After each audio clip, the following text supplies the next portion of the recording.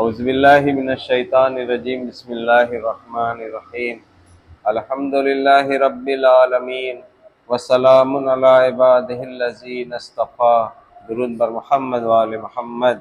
آج ماہ رمضان کی 13 تاریخ ہے، 13 روزہ اور 1445 ہجری، 24 مارچ 2024۔ ماہ رمضان المبارک وہ مہینہ ہے جس میں اللہ نے قرآن نازل کیا جو لوگوں کے لیے ہدایت ہے اور حق و باطل میں فرق کرنے والا ہے۔ اور ایک آیت جو ہم لوگ روز جس پہ گفتگو ہوتی ہے وہ سورہ بنی اسرائیل کی 9 نمبر کی آیت۔ یہ قرآن یقیناً ایسی راہ دکھاتا ہے، ایسی راہ کی ہدایت کرتا ہے جو بالکل سیدھی ہے۔ ہدایت جیسے کہ رہنمائی جیسے کہا جائے کہ اگر کوئی مان لیجیے کسی کا گھر بتانا ہو کہ وہ ان کے یہاں جانا ہے تو وہ کہیں گے ہم نہیں جانتے ان کا گھر کہاں پہ ہے، تو کوئی بتائے گا کہ دیکھو ادھر سے ادھر چلے جانا، وہاں سے دائیں مڑ جانا، ایسے چلے جانا۔ تو یہی جو بتا رہا ہے وہ اس کو ہدایت کہا جائے گا۔ رہنمائی کرنا یعنی کہ انگلش میں گائیڈ کرنا، بتانا کہ کیسے وہاں تک آپ جائیں گے، اسی کو ہدایت کرتے ہیں۔ تو قرآن وہی ہدایت کرتا ہے کس چیز کی؟ کہ تمہیں دنیا میں جو تم زندگی گزار رہے ہو تو تمہیں کیسے زندگی گزارنا ہے۔ جیسے کہ ایک بچہ ہوتا ہے، جیسے آپ ہیں، تو آپ کو ماں باپ کے ساتھ کیسا سلوک کرنا ہے؟ لڑائی جھگڑا کرنا ہے؟ گالی گلوچ کرنا ہے؟ نہیں، صرف یہی نہیں، وہ سکھاتا ہے کہ تمہیں کیسے ماں باپ کے ساتھ رہنا ہے۔ یہی اللہ کا قانون ہے۔ قرآن سے جو ہدایت ملے گی وہ اصل میں اللہ کے قانون کے، اللہ کے حکم کی ہدایت ملے گی، جس کو صراط مستقیم کہتے ہیں۔ سورہ حمد میں جب ہم پڑھتے ہیں تو جو ہدایت ہم طلب کرنا چاہ رہے ہیں سورہ حمد میں، وہ صراط مستقیم کی ہدایت ہے۔ کیوں؟ کیونکہ وہ اللہ کا حکم وہاں پہ ملے گا، ہمیں جیسے اس کا حکم ماننا ہے۔ تو اب قرآن جب وہ ہدایت کرتا ہے تو وہ ہدایت ہمارے نجی زندگی، ہمارے معاشرے کی زندگی، ہمارے کاروباری زندگی، ہر زندگی میں وہ ہدایت کام آئے گی۔ اسی سلسلے سے بات ہو رہی تھی سورہ نساء کی آیت نمبر 59 کہ اللہ کی اطاعت کرو، اس کے رسول کی اطاعت کرو، اولی الامر کی اطاعت کرو۔ اللہ کے رسول کی اطاعت ہی اللہ کی اطاعت ہے۔ اولی الامر کی اطاعت پہ ہم لوگ بات کریں گے جب مولا علی کی شہادت کی تاریخ آتی ہے، تو اس وقت بات کریں گے اس کو۔ جب تک انشاءاللہ اللہ توفیق دے تو رسالت کی تھوڑی بہت معرفت ہو جائے۔ اور معرفت میں یہ بتایا تھا کہ سب سے کم تر جو معرفت ہے اللہ رسول اور اولی الامر کی، وہ یہ ہے کہ اللہ کی اطاعت کرنا، اللہ کے رسول کی اطاعت کرنا، اولی الامر کی اطاعت کرنا۔ سب سے معرفت کا جو سب سے کم درجہ ہے وہ یہ ہے کہ ان کی ہمیں اطاعت کرنی ہے، ان کی ہمیں بات مانتے ہوئے عمل کرنا ہے۔ باقی جب انسان کی معرفت بڑھے گی تو اسی حساب سے اس کا علم بڑھے گا، لیکن جو سب سے کم تر معرفت ہے اللہ رسول اور اولی الامر کی، وہ یہ ہے کہ ان کی اطاعت کی جائے، جو کہ سورہ نساء کی 59 نمبر کی آیت میں ہے، اطیعوا اللہ، اللہ کی اطاعت کرو، واطیعوا الرسول، رسول کی اطاعت کرو، واولی الامر منکم، تم میں جو صاحبان امر ہیں ان کی اطاعت کرو۔ اور رسول کی اطاعت ہی اصل میں اللہ کی اطاعت ہے۔ تو اب رسول کی اطاعت آج ہم لوگ 2024 میں ہیں۔ رسول اللہ صلی اللہ علیہ وسلم کو جب اللہ نے پیدا کیا تھا تو جناب مکے میں پیدا کیا تھا، آج سے قریب 1450-1500 سال پہلے، اس ٹائم مکے میں پیدا کیا تھا۔ قرآن آج ہمارے پاس یہ کہہ رہا ہے کہ اطیعوا الرسول، رسول کی اطاعت کرو، تو ہم کیسے کریں؟ وہ رسول کی اطاعت جو ہوگی وہ قرآن میں جو اللہ کا حکم ہے اسی کی اطاعت کرنا ہی رسول کی اطاعت ہے۔ مثلا اس میں بتایا تھا کہ اگر اللہ کا یہ حکم ہے کہ والدین کے ساتھ حسن سلوک کرو، تو حکم اللہ کا ہے، یہ اللہ کا حکم پہنچا کون رہا ہے؟ اللہ کا رسول پہنچا رہا ہے، تو ہم اس کی اطاعت کر رہے ہیں، تو یہ اللہ کی بھی اطاعت ہو گئی۔ اگر ہم نے اس کو جھٹلایا تو یہ رسول کی تکذیب ہوئی، ساتھ میں اللہ کے حکم کی ہم نے نافرمانی کر دی۔ کل جہاں تک بات چھوڑی تھی ہم لوگوں نے، وہ تھا سورہ انعام کی 151، 152، 153 نمبر میں بات ہو رہی تھی، تھوڑا بہت اس پہ بات ہوئی تھی۔ وہ جو گفتگو کا ایک طرز تھا وہ یہ تھا کہ جناب موسیٰ کو اللہ نے کتاب دی اور بنی اسرائیل کے لیے وہ ہدایت قرار دیا۔ تو اس کتاب میں کیا تھا؟ اس کتاب کی بات ہوئی تھی۔ اس کتاب میں کیا تھا کہ اللہ کو ایک ماننا، فقط اس کی بندگی کرنا، ماں باپ کے ساتھ عزت کرنا، ناحق خون نہ کرنا، زنا نہ کرنا، چوری نہ کرنا، جھوٹی گواہی نہ دینا، یہ سب جناب موسیٰ کی کتاب میں تھا۔ یہی بنی اسرائیل سے عہد لیا گیا تھا اس کا۔ لیکن بنی اسرائیل نے، قرآن کی ایک آیت ہے کل بتایا تھا، اس میں بہت چند افراد کے سوا سب نے اس کو جھٹلا دیا تھا، اور بنی اسرائیل اس کو بہت چھوٹا سمجھتے تھے، اس کام کو لہو و لعب میں اپنی زندگی بسر کرتے تھے، اپنے حساب سے حرام و حلال بناتے تھے۔ تو رسول اللہ صلی اللہ علیہ وسلم کے ٹائم میں ہی رسول صلی اللہ علیہ وسلم کو یہ وحی ہوئی کہ ان سے کہہ دو کہ آؤ میں تمہیں وہ چیز بتاتا ہوں جو اللہ نے تم پر حرام کی ہے۔ تو وہ کیا تھا کہ جو اللہ نے ان پر حرام کیا تھا اس پہ وہ دھیان نہیں دیتے تھے۔ تو سورہ مائدہ کی جو 151، 152 اور 153 نمبر کی آیت ہے اس پہ ہم لوگ بات کریں گے۔ بسم اللہ الرحمن الرحیم۔ قل تعالوا اتلوا ما حرم ربکم علیکم الا تشرکوا بہ شیئا وبالوالدین احسانا ولا تقتلوا اولادکم من املاق نحن نرزقکم وإیاہم ولا تقربوا الفواحش ما ظہر منها وما بطن ولا تقتلوا النفس التي حرم اللہ الا بالحق ذالکم وصاکم بہ لعلکم تعقلون۔ یہ ہے 151 نمبر کی آیت، اس پہ تھوڑی سی کل بات ہوئی تھی، آج اسی پہ بات کریں گے۔ اس کا ترجمہ ہے کہہ دیجئے، یہ بنی اسرائیل سے ہی خطاب ہے۔ بنی اسرائیل وہ قوم ہے جناب موسیٰ کو اپنا نبی مانتی تھی۔ بنی اسرائیل سب ہو گئے جناب موسیٰ کو نبی ماننے والے، جناب داؤد، جناب سلیمان، جناب عیسیٰ علیہ السلام کو نبی ماننے والے سب بنی اسرائیل ہے۔ ان میں فرق ہے اتنا، تھوڑا سا ہنٹ دے دیتے ہیں۔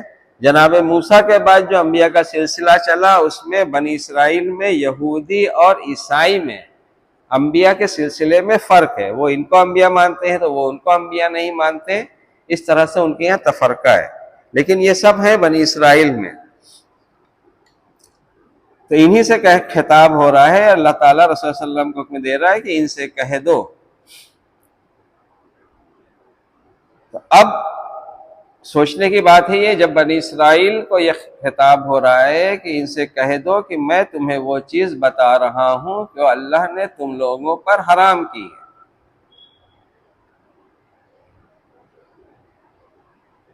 تو کیا یہ اللہ کے رسول صلی اللہ علیہ وسلم پر جو اللہ کا حکم نازل ہو رہا ہے یا رسول صلی اللہ علیہ وسلم جو بتا رہے ہیں یا جو بتایا تھا آج قرآن کی شکل میں، آیت کی شکل میں ہمارے پاس موجود ہے، جو سورہ انعام آیت نمبر 151، 52، 153 میں ہے، کیا یہ ہم لوگوں کے لیے بھی یہی ہے؟ جیسے کہا تھا کہ کیا اللہ کے رسول صلی اللہ علیہ وسلم کی اطاعت ہمیں کرنی ہے؟ اگر اللہ ان سے کہہ رہا ہے کہہ دو تو انہوں نے کہا، یقیناً اس وقت کہا تھا، پھر یہ قرآن کی آیت بنا، آج ہم لوگوں کے سامنے ہے، تو یہ رسول اللہ کہہ رہے ہیں کہ آؤ میں تمہیں وہ چیزیں بتاؤں جو تم لوگوں کے رب نے تم لوگوں پر حرام کی ہے۔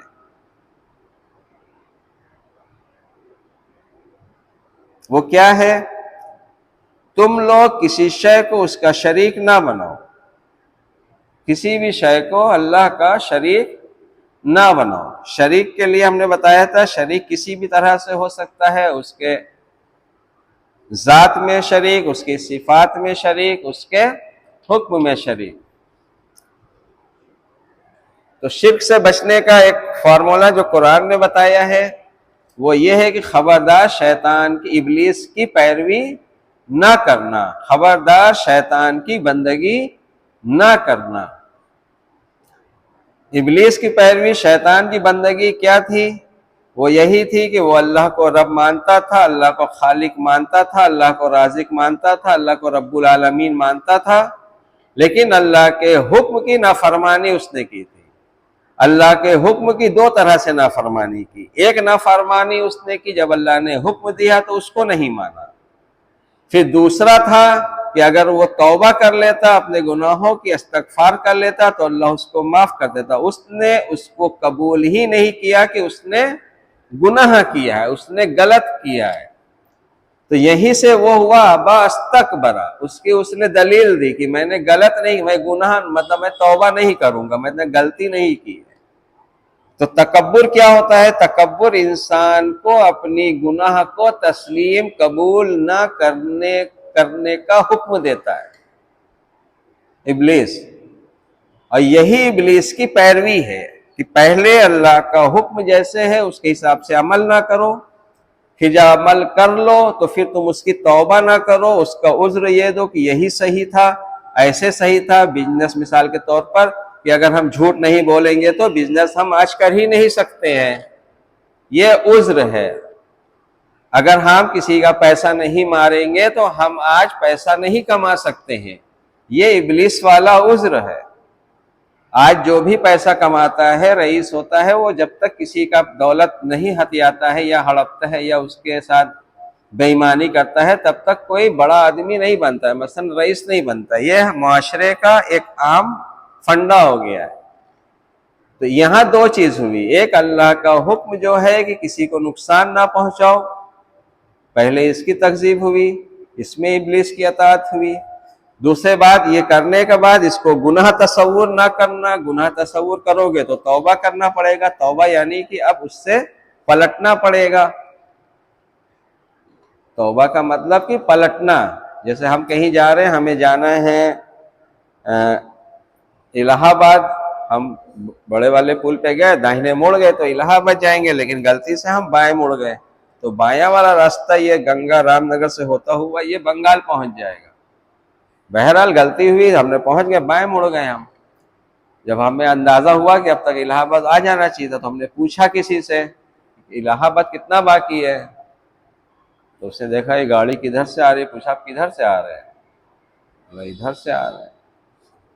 اس نے کہا الہ آباد اس طرف ہے، اب الٹا چل کے آئے گا۔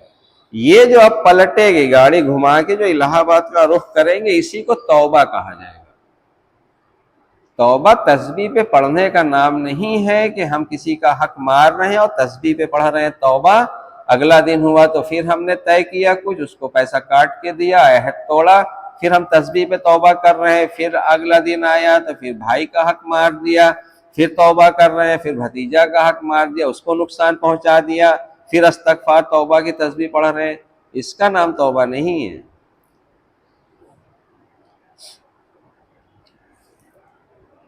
توبہ کے بارے میں جو جیسے کہا جاتا ہے کہ اللہ کے رسول صلی اللہ علیہ وسلم کو اللہ نے مبعوث کیا ہے تو وہ بشارت دینے والے اور خوشخبری دینے والے تھے۔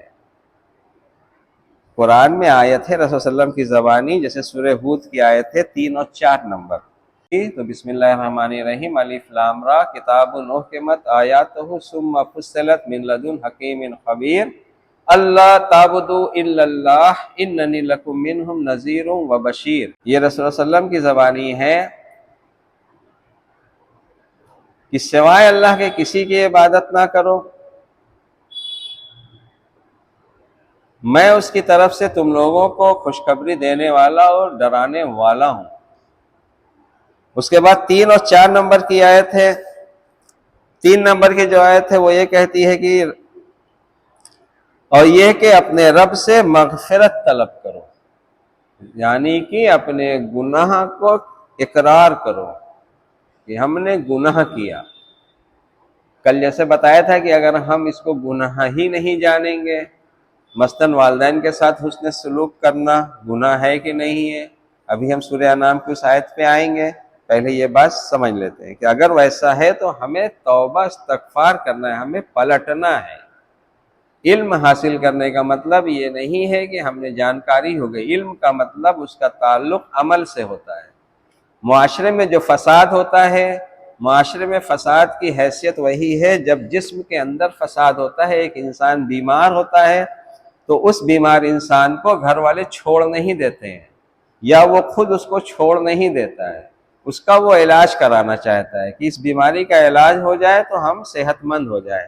اصل میں وہ بیماری کا علاج نہیں ہوتا ہے، وہ جو اس کے جسم میں فساد ہے اس فساد کو درست کرنا ہوتا ہے، اس کی اصلاح ہوتی ہے۔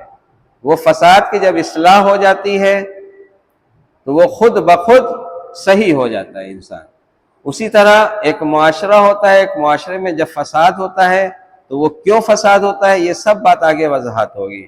جب جسم پہ مولا علی کا قول ہے کہ جس نے اپنے آپ کو پہچانا اس نے اپنے رب کو پہچانا، تو یوں ہی نہیں ہے کہ ایک خطیب نے کہہ دیا، پڑھ دیا، ہم نے سن لیا، واہ واہ کر دیا، یہ اس لیے نہیں ہوتا ہے، یہ حکمت کی باتیں ہیں، حکمت ہے یہ سب۔ حکمت یعنی کہ حکیمانہ نہیں، حکمت یعنی کہ واضح محکم حکم اللہ کا، مطلب جو چھپایا نہ جا سکے، اتنا واضح کہ جسم تمہارا کام کر رہا ہے تو اللہ کے حکم کے مطابق کام کر رہا ہے تو وہ تندرست رہتا ہے۔ جب اللہ کے حکم کی مخالفت کرتا ہے تو اس میں فساد ہوتا ہے، وہ بیمار ہو جاتا ہے۔ اسی طرح جب ایک انسان انفرادی زندگی جیے یا اجتماعی زندگی جیے، اس میں جب اللہ کے حکم نہیں مانے گا تو اس میں فساد برپا ہوگا، جو سورہ بقرہ کی شروع میں ہے۔ وہ فساد کرتے ہیں، ان کو کوئی ٹوکتا ہے تو وہ کہتے ہیں کہ ہم اصلاح کر رہے ہیں۔ وہ کیوں ایسا کہہ رہے ہیں؟ کیونکہ وہ اللہ کے حکم کو جانتے ہی نہیں کہ اللہ کے حکم کی نافرمانی فساد ہے۔ وہ ایک طرف اللہ کے حکم کی نافرمانی کرتے رہتے ہیں اور دوسری طرف سے اپنی طرف سے اصلاح کرتے ہیں۔ بہرحال سورہ ہود میں رسول اکرم صلی اللہ علیہ وسلم کی زبانی جو بات ہے وہ بتا دیں توبہ اور استغفار کی، اور یہ کہ اپنے رب سے مغفرت طلب کرو، پھر اس کے آگے توبہ کرو، یعنی کہ پہلے اپنے گناہوں کا اقرار کرو پھر پلٹ آؤ، تو وہ تم لوگوں کو مقررہ مدت تک اچھی متاع زندگی دے گا۔ اور اگر تم لوگوں نے توبہ استغفار سے منہ موڑا تو مجھے تم لوگوں کے بارے میں اس بڑے دن کے عذاب کا خوف ہے۔ اس بات کا ہمیں کتنا یقین ہے۔ اور اس کے بعد کیا آیت ہے 4 نمبر کی کہ تم لوگوں کو اللہ ہی کی طرف لوٹ کر جانا ہے اور وہ ہر چیز پر قادر ہے۔ یہ رسول اکرم صلی اللہ علیہ وسلم کی زبانی قرآن کی آیت ہے جو رسول اکرم صلی اللہ علیہ وسلم نے اپنے دور رسالت میں کہی تھی۔ پھر میرا وہی سوال کہ آج ہمیں اللہ کے رسول کی اطاعت کرنی ہے یا نہیں کرنی ہے؟ اگر اطاعت کرنی ہے تو اللہ کے رسول صلی اللہ علیہ وسلم کی زبانی یہ حکم اللہ کا ہے کہ اس کی اپنے گناہوں کی توبہ کر لو اور استغفار کرو، اور اگر ایسا نہ کیا، اب یہ کتنا انسان اس کو لگاتا ہے اپنے اس سے کہ اس کی اہمیت کتنی ہے، کیونکہ اکثر ہوتا یہی ہے کہ امتیں کوئی بھی ہوتی ہیں، جناب موسیٰ کی امت اگر ہے تو وہ جناب موسیٰ کی بڑائی بیان کرنے کے بعد تعریف بیان کر کے سوچتا ہے کہ ہم نے حق نبوت، حق رسالت ادا کر دیا، ہم نے ان کی اتنی تعریف کر دی، اتنے فضائل پڑھ دیے کہ اب تو یہ ہمیں روز محشر بچا لیں گے اللہ کے عذاب سے۔ یہی حرکت عیسائیوں نے کی تھی کہ ہم عیسیٰ کی اتنی فضیلت بیان کر رہے ہیں، عیسیٰ یہ کرتے ہیں، عیسیٰ وہ کرتے ہیں، مثلا عیسیٰ مردے کو جو ہے حکم دیتے ہیں تو مردہ اٹھ جاتا ہے، تو یہ سب فضائل آج بھی عیسائیاں ہیں، یہ سب فضائل تھا بھی جناب عیسیٰ کا۔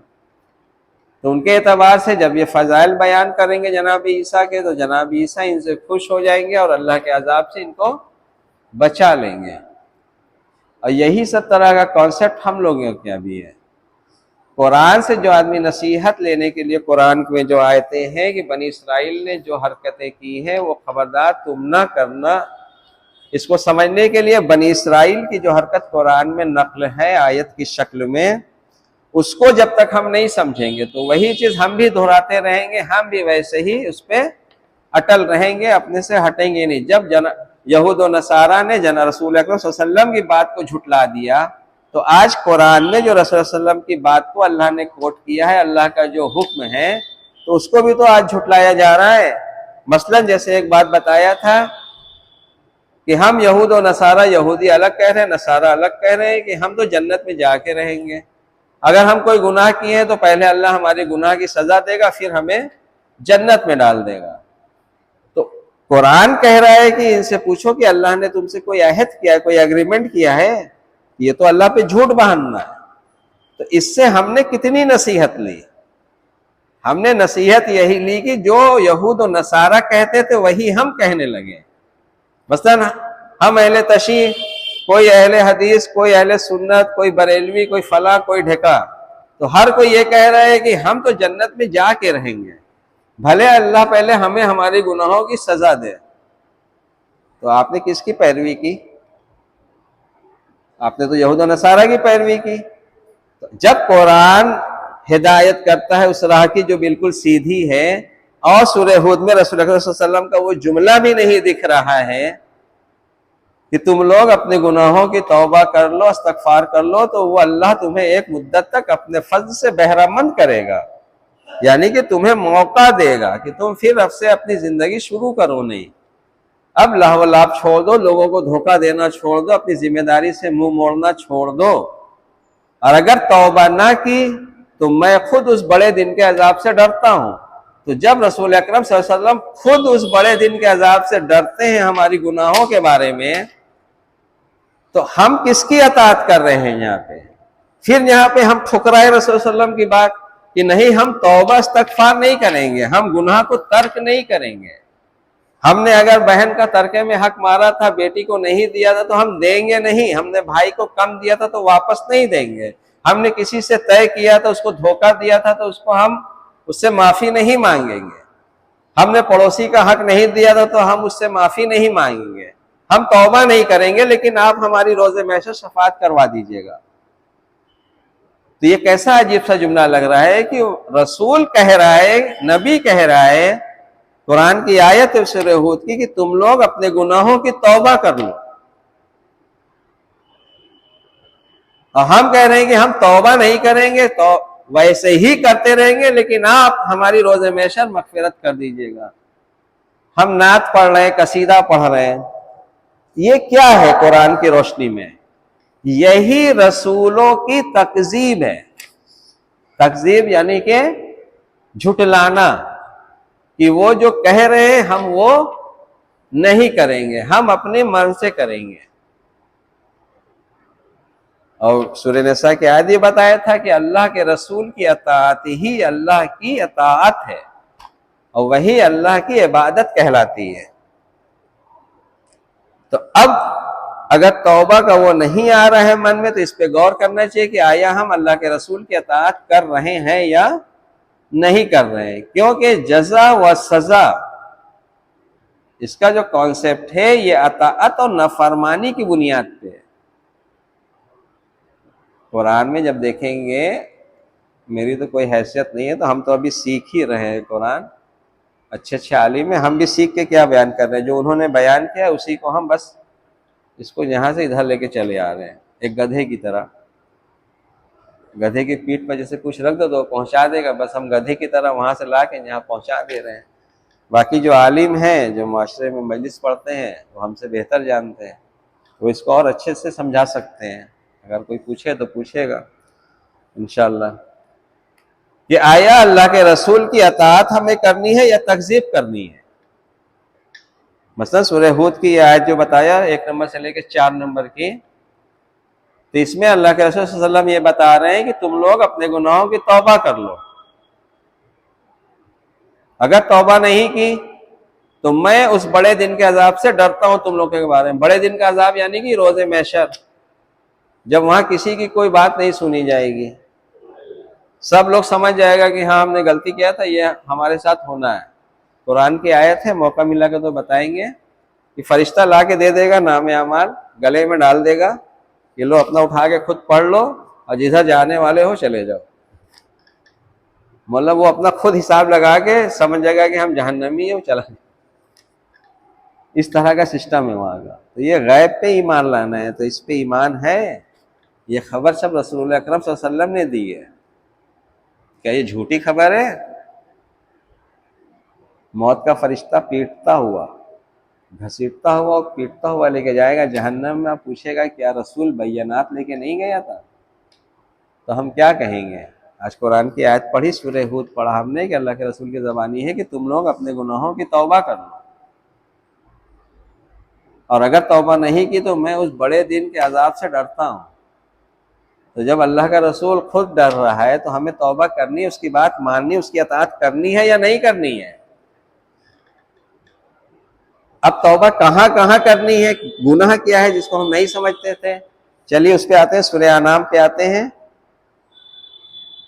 151 نمبر کی جو آیت ہے،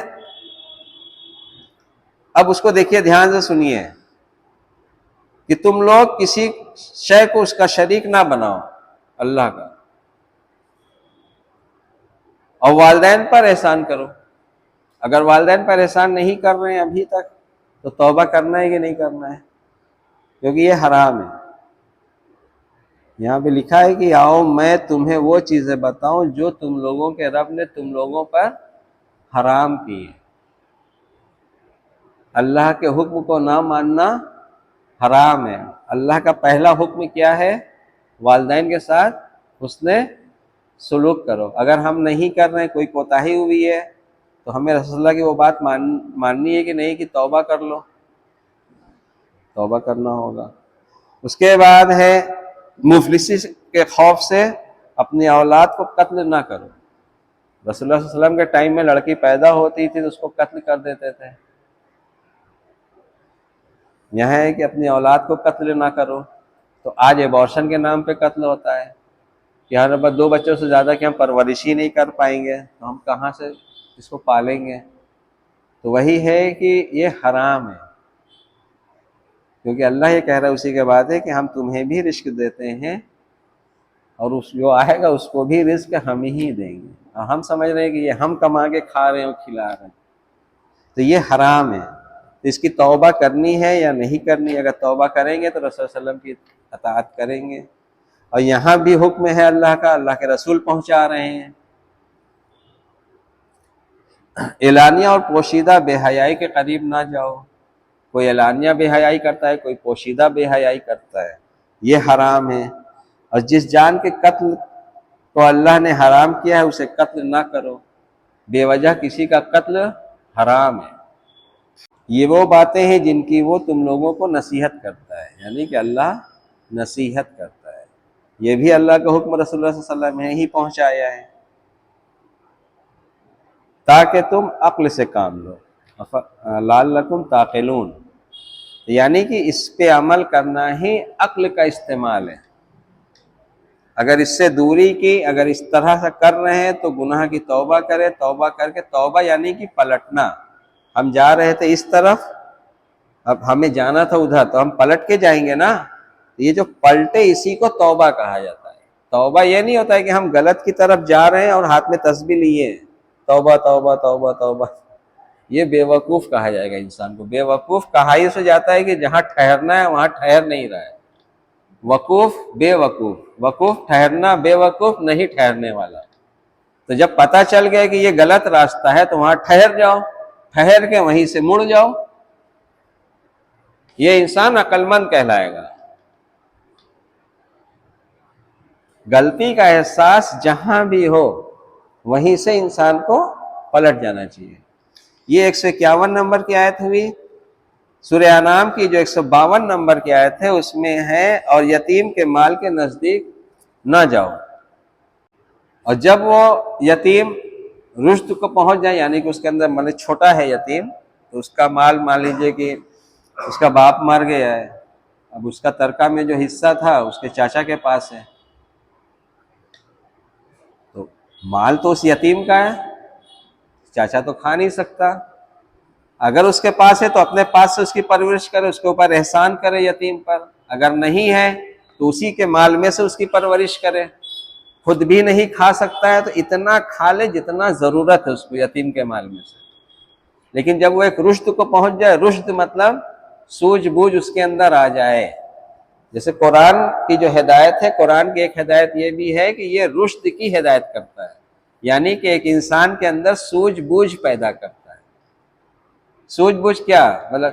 تجارت میں کسی کو گھاٹا نقصان پہنچا کے اپنا فائدہ کرنا ہے. دنیا اس کو عقل مند سمجھتی ہے، یہ عقل مند انسان نہیں ہے. یہ قرآن اور دین کی نظر میں، رسول اللہ کی نظر میں یہ بے وقوف انسان ہے. مطلب بے وقوف انسان ہے، جس کو جہاں ٹھہرنا تھا ٹھہرا نہیں. اب جب رشد کو پہنچ جائے تو وہ مال اس کے حوالے کر دے یتیم کہ اگر نہیں کیا تو یہ حرام ہے. یہ پہلے ہی اللہ کا حکم رسول اللہ بتا رہے ہیں. اور ناپ تول انصاف کے ساتھ پورا کرو. دیکھیے یہ وہ چیزیں ہیں، یہ سب وہی سب حکم ہے جو بنی اسرائیل کو اللہ نے دیا تھا، جناب موسیٰ کی کتاب میں تھا کہ جناب موسیٰ کو اللہ نے کتاب دی تھی اور بنی اسرائیل کے لیے وہ ہدایت قرار دیا تھا. اور وہی بات قرآن میں بھی ہے، رسول اللہ پہ جو کتاب نازل ہوئی ہے، اور یہ رسول اللہ کی امت یعنی کہ ہم لوگوں کے لیے بھی یہ ہدایت ہے. اب ناپ تول میں کمی نہ کرو. یہ بنی اسرائیل کو بھی حکم تھا، جناب موسیٰ کی کتاب میں، جناب عیسیٰ، جناب داؤد کی کتاب میں بھی یہی اللہ کا حکم تھا. یہ دیکھیے ہمارا تیسرا یا چوتھا سال ہے تقریباً، ہم لوگ اسی کے آس پاس جو بھی گفتگو ہوتی ہے ہر سال ہوتی ہے. یہ عموماً اس کو لوگ چھوٹا سمجھتے ہیں کہ یہ چھوٹی چیز ہے. یہ چھوٹی نہیں ہے، یہی مین دین ہے اللہ کا. جب ہم سورہ ہود پہ آئیں گے، پورے سورہ ہود انشاءاللہ ایک دن کریں گے، تو اس میں جتنے رسول یا نبی کا تذکرہ ہے وہ ہر نبی کے تذکرہ میں ایک واقعہ ہے. اسی میں سے اکثر جو ہم ایک واقعہ پڑھتے ہیں جناب شعیب علیہ السلام کا، کہ انہوں نے اپنی قوم میں کہا کہ اللہ تعبدوا الا اللہ، سوائے اللہ کے کسی کی بندگی نہ کرو. اس کے بعد کہا کہ تم لوگ جو پیسہ پورا لیتے ہو، مال کم ناپ تول کے دیتے ہو، تو اللہ کا خوف کرو، اللہ کے عذاب سے ڈرو. تو ان کی اور ان کے قوم کی جو باتیں ہیں وہاں پہ ہیں. تو ان کی قوم نے کہا کہ اے شعیب، یہ ٹوک ٹاک کرنا تمہیں ضروری ہوتا ہے؟ مطلب ہم اپنا مال اپنے حساب سے نہ خرچ کریں؟ مطلب ہمیں کاروبار کرنا ہے تو اپنے حساب سے کریں گے. اور دوسرا ان کا تھا کہ اپنا مال ہم اپنے حساب سے خرچ کریں گے، جو آج بھی عام طور سے آدمی کہتا ہے کہ بھائی میرا مال ہم جیسے چاہے خرچ کریں، اپنا شوق بھی نہ پورا کریں. تو یہ کیا چھوٹی بات ہے جو قرآن میں اللہ نے رکھی ہے؟ جناب نوح علیہ السلام کی عمر 900 سال بتاتے ہیں تبلیغ کی عمر. تو جناب نوح کا کتنا واقعہ قرآن میں. تو جو بہت خاص خاص والا ہے وہ سب باتیں نہ اللہ نے قرآن میں رکھی ہیں. تو جناب شعیب علیہ السلام کا یہ واقعہ کہ تجارت میں دوسرے کو نقصان نہ پہنچاؤ بہت چھوٹی بات ہے کہ بڑی بات ہوگی؟ کیا ہوگا؟ بڑی بات نہ ہوگی تب نہ قرآن کی آیت بنا ہے. تو اس کی اہمیت ہمارے یہاں کتنی ہے عملی طور پہ؟ یہ بڑے جرم میں ہے یا جرم میں ہی اس کی گنتی نہیں ہے؟ ہمارے یہاں جرم میں ہی اس کی گنتی نہیں ہے، یہ کوئی جرم ہے. اور سورہ انعام میں یہ رسول اللہ کہہ رہے ہیں، اللہ کہہ رہا ہے کہ ان سے کہہ دو کہ آؤ میں تمہیں بتاؤں کہ کیا تم لوگوں پر اللہ نے حرام کیا ہے کہ ناپ تول میں پینی مت مارو، اگر کرو گے تو یہ حرام ہے. کسی کو نقصان پہنچاؤ گے تو یہ حرام ہے. طے کر کے اگر بات کا عہد توڑو گے تو یہ حرام ہے. یہ دیکھیے پچھلے سال کا جو میرا ٹاپک تھا قرآن اور ہماری سوشل لائف، کہ کیا قرآن سوشل لائف کے لیے ہدایت کرتا ہے؟ اصل میں جو اللہ کی کتاب ہے، رسول صلی اللہ علیہ وسلم کو جو اللہ نے دیا یا اور نبیوں پر دیا، جناب موسیٰ، داؤد، جناب عیسیٰ علیہ السلام کو کتاب دیا، یا جو صحیفہ دیا جناب موسیٰ یا جناب ابراہیم علیہ السلام کو، یہ سب کی بنیاد ہی یہی ہے کہ تمہیں کیسا معاشرہ بنانا ہے. لیکن ہوا یہ کہ ہر نبی کی امت نے اس تعلیم کو چھوڑ دیا. جیسے کل بتایا تھا سورہ بنی اسرائیل کے لیے کہ اکثر نے تم نے کچھ افراد بچے تھے جو اس تعلیم پہ عہد پہ تھے، باقی سب نے اس کو چھوڑ دیا تھا۔ قرآن کہہ رہا ہے کہ جو سب سے چھوٹی معرفت ہے اللہ رسول امام کی، وہ کیا ہے؟ بہت بہترین سے بیان کر دیا، اطیعوا اللہ واطیعوا الرسول واولی الامر منکم، اللہ کی اطاعت کرو، اللہ کے رسول کی اطاعت کرو، اور اولی الامر کی اطاعت کرو۔ یہ اطاعت کی طرف بلا رہا ہے۔ بنی اسرائیل نے یہ کہا تھا کہ نہیں، ہم اطاعت نہیں کریں گے، ہم صرف تعریف کریں گے۔ تو ہم کس کی پیروی کر رہے ہیں؟ اللہ کے رسول کی پیروی کر رہے ہیں کہ اللہ کے رسول نے جو اللہ کا حکم پہنچایا ہے کہ اللہ کی اطاعت کرو، رسول کی اطاعت کرو اور اولی الامر کی اطاعت کرو، یا بنی اسرائیل کی اطاعت کر رہے ہیں کہ نہیں، ہم اطاعت نہیں کریں گے، ہم صرف آپ کی تعریف کریں گے اور عمل اپنی مرضی سے کریں گے۔ ہمارا من کرے گا تو بہن کو باپ میں ترکہ دیں گے، نہیں تو نہیں دیں گے، اور جتنا من کرے گا اتنا دیں گے۔ ہمارا من کرے گا تو یتیم کی دیکھ بھال کریں گے، نہیں تو نہیں کریں گے۔ میرا من کرے گا تو پڑوسی کا حق دیں گے، نہیں تو نہیں کریں گے۔ میرا من کرے گا تو بھائی کو حصے میں اتنا دیں گے، نہیں تو نہیں دیں گے۔ ہم نہ آپ کا مانیں گے نہ اللہ کے رسول کا مانیں گے، تو ہم کون ہوئے؟ اس کے بعد ہم تعریف کر رہے ہیں، ہم نعت پڑھ رہے خوب اچھی اچھی، ہم قصیدہ پڑھ رہے خوب اچھا، اور کہہ رہے ہیں کہ روز محشر تو وہ کھڑے ہو جائیں گے وہاں پر جہنم کے پاس کہ نہ، ہم جانا ہی نہیں دیں گے جہنم میں۔ تو یہ کس پہ جھوٹ باندھ رہے ہیں؟ یہ تو بنی اسرائیل کی آپ پیروی کر رہے ہو، کرا رہے ہیں، قوم کو بنی اسرائیل بنا رہے ہیں۔ آیا قرآن جو تھا قوم کو بنی اسرائیل بنانے کے لیے آیا تھا، یا قوم کو بنی اسرائیل جیسی حرکت نہ کر بیٹھے اس لیے اللہ نے اس کو ہدایت قرار دیا ہے قرآن کو؟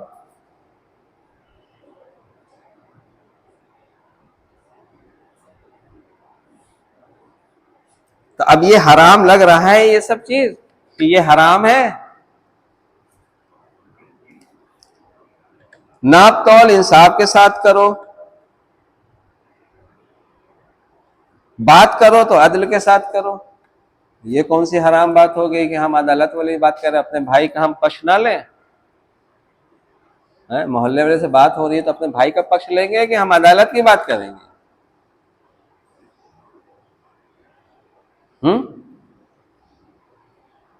گھر میں بات ہوئی تو اپنے بیٹے کا پکش لیں گے کہ عدالت کی بات کریں گے؟ یہ حرام ہے اگر نہیں کیا تو۔ اگر عدل کی بات نہیں کی، عدالت سے یعنی کہ انصاف کی بات نہیں کی، تو یہ حرام ہے، کیونکہ آیت کے شروع میں ہے کہ اللہ کے رسول صلی اللہ علیہ وسلم کہہ رہے ہیں کہ آؤ میں تمہیں وہ باتیں بتاؤں جو اللہ نے تم لوگوں پر حرام کر دی ہیں۔ تو انصاف کے ساتھ بات نہ کرنا یہ حرام ہے۔ تو ہم کیا عدل کے ساتھ بات کرتے ہیں؟ مثلا اگر کوئی مالک ہے تو جس سے مال لے رہا ہے تو اس سے عدل کے ساتھ بات کر رہا ہے، یا جو مال کہیں بیچ رہا ہے تو وہ عدل کے ساتھ مال بیچ رہا ہے؟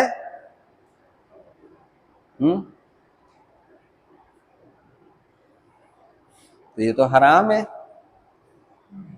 یہی وہ باتیں ہیں جو بنی اسرائیل کی کتاب میں تھا، جناب موسیٰ، عیسیٰ، داؤد کی کتاب میں تھی بات، وہی بات قرآن میں ہے۔ تو ان کو جو پریشانی میں مبتلا ہوئے، ان پہ جو اللہ کا عذاب ہوا، تو وہ یہی تھا، یہی سب باتوں کو نہ ماننے کی وجہ سے ان پر عذاب ہوا تھا۔ یہ جب مولا علی کی شہادت کی تاریخ آئے گی تو مولا علی کا خطبہ نہج البلاغہ میں ہے کہ ان پہ کس وجہ سے وہ عذاب آیا تھا بنی اسرائیل پر۔ تو وہی تم کر رہے ہو، یعنی کہ رسول صلی اللہ علیہ وسلم کی رحلت کے بعد مولا علی ہیں موجود، وہ دیکھ رہے ہیں کہ یہی قوم محمدی جو ہے، جو ابھی ایک تھی، یہ فوراً بنی اسرائیل کی طرح حرکت کرنے لگی۔ تو آج بھی ہم وہی ہیں۔ کیا ہم امام کی بات مانتے ہیں؟ اولی الامر کہتے ہیں نا، تو سب سے چھوٹی معرفت کیا ہے اولی الامر کی؟ کہ اس کی پیروی اطاعت کی جائے، تو ہم اطاعت کرنے کے لیے تیار ہیں۔ رسول کی سب سے چھوٹی معرفت کیا ہے؟ کہ اس کی اطاعت کی جائے۔ اللہ کی سب سے کم جو معرفت ہے وہ کیا ہے؟ کہ اس کے حکم کی اطاعت کی جائے۔ تو ہم اطاعت کرنے پہ تیار ہیں۔ وعلیکم السلام۔ اب یہ مولا علی کی جب شہادت کی تاریخ آئے گی تو مولا علی کی وصیت پڑھا جائے گا تو وہ اطاعت کے زمرے میں آ جائے گی، اس سے ملائیں گے۔ تو یہ جو ہم پڑھ رہے ہیں سورہ مائدہ پڑھ رہے ہیں، اس کے بعد یہی چیز سورہ بنی اسرائیل میں آئے گی، تو مولا علی کی وصیت میں بھی یہی سب چیز اللہ کا حکم ہے۔ آج بھی پورا ہو نہیں پایا، ہم لوگ کل 51 ہوا تھا، آج 152 ہوا، کل انشاءاللہ 153 نمبر کی آیت سورہ انعام کی ہوگی کہ اور یہی میرا سیدھا راستہ، یہی صراط مستقیم ہے، جس کی دعا ہم سورہ حمد میں کرتے ہیں۔ تو یہ بھی پتہ چل جائے گا کہ صراط مستقیم کسے کہتے ہیں انشاءاللہ کل۔ وآخر دعوانا الحمدللہ رب العالمین۔ درود بر محمد و آل محمد۔